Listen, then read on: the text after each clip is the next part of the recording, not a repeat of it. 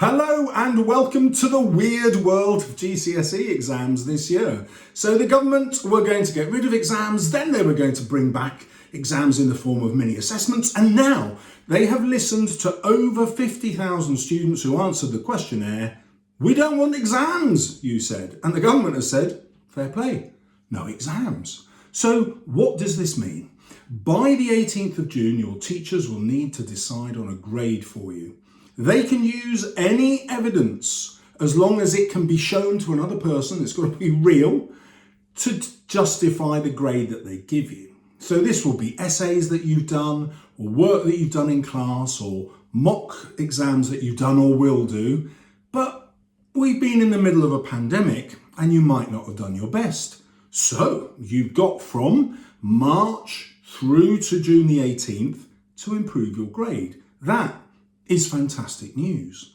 Now, the next thing that's really weird is the government has said, well, you know, we've got these little mini assessments, which are basically questions taken from papers from previous years.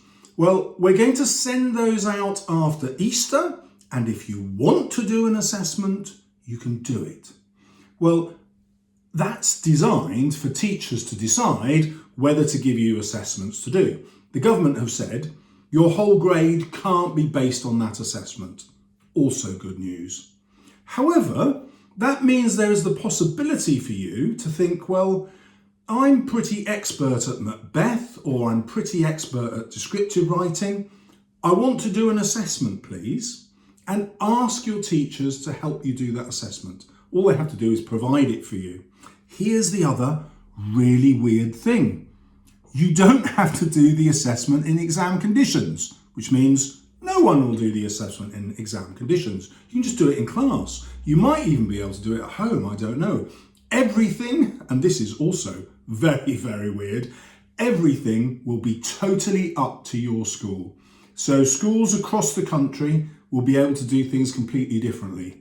This is not good news for your teachers. They will want something that's standardised, and they will want to know that they're doing what everyone else in the country is doing. And I expect your teachers behind the scenes to be going slightly nuts. However, the good news is there's going to be no algorithm. There's going to be nobody peering over the teacher's shoulder. The teachers will be able to give you the grades they genuinely think you deserve. Then I imagine they'll all get together in their teams in schools and say, well, are we grading in the same way? Do we trust the grades?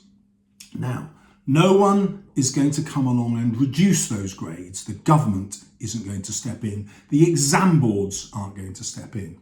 Now, if you're doing A-levels, this is also brilliant news. There's a slight problem from the university's point of view, because will they be able to trust your grades? I don't know. At GCSE, it's less of a problem. If you go off to do your A-levels, the A-level provider gets lots of money for just getting your bum on a seat. And so they'll start you off on the course, even if they don't believe in your grade, and then they'll see what you're like over the first term. So this is a genuine opportunity for you to get fantastic grades that you deserve. Students who work hard between now and the exam will definitely get great grades. Now, if you've been watching my videos, you'll know the weirdest thing that the government does is that they don't give you a grade based on what you know. No. How the exams work is whatever students know across the country, the top 22% or so will get grades 8, 9 and 7.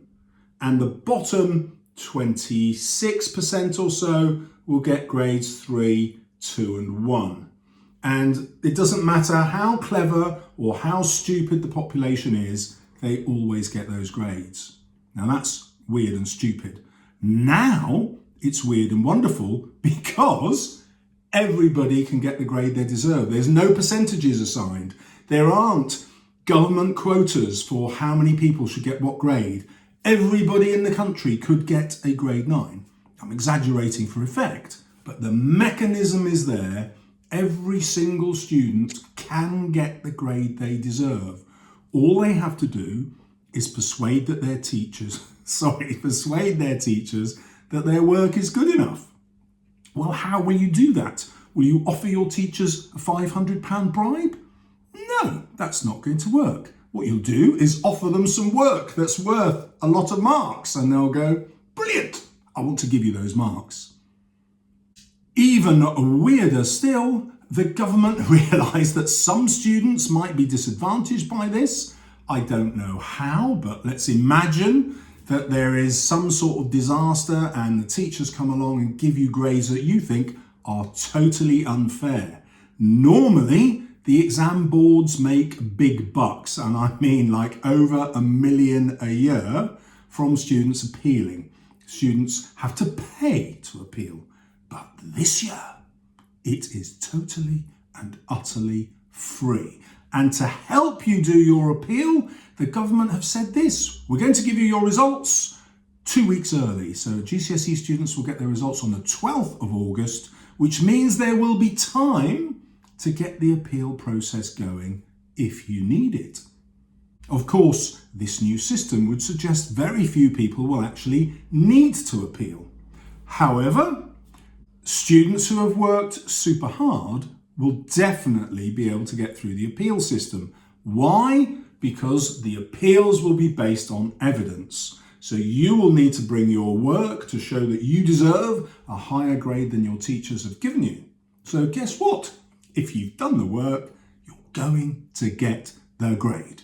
So I think I'm pretty excited about this news. For students, I feel a little bit sorry for school teachers who are now going to feel under enormous pressure, and they'll desperately want some guidance about how to get things right. And the government has said, not so much, we're not going to give you any guidance, good luck.